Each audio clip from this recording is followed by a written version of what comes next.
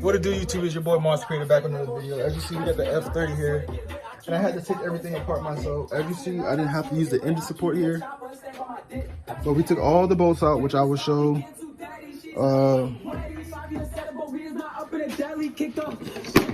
Speed solenoid, boost solenoid.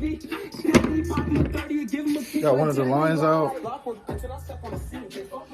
One man job. I was supposed to do a part 2, but I couldn't do the part 2 because. So as you see, you got these nuts. As you see, I already did it on. You got these bolts, and then you got the ones at the bottom. Let me go to the bottom.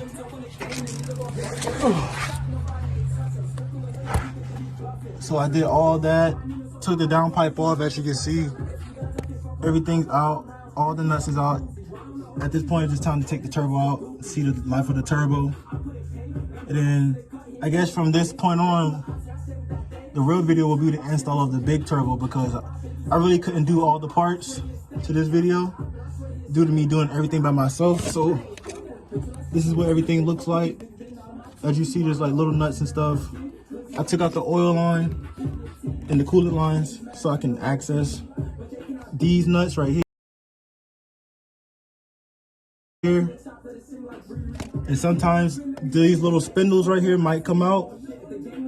So they come out, you can literally put them back in, but I would recommend getting new ones if you're putting them back in, loose them Loctite. This is what everything looks like. And I'm gonna do the pull out of the turbo. Oh, and you gotta take this line out also. Take the coolant hose line out. And then from that point on, just go. As you see, never had to take this out. Did everything with engine mount and everything in. Nothing came out. Straight did everything from the top of the hood and from under, from right here. Once the downpipe come out, you can really access a lot of things once this hose come out. So from this point on, I might just pull the turbo out and I'm gonna get back with you guys.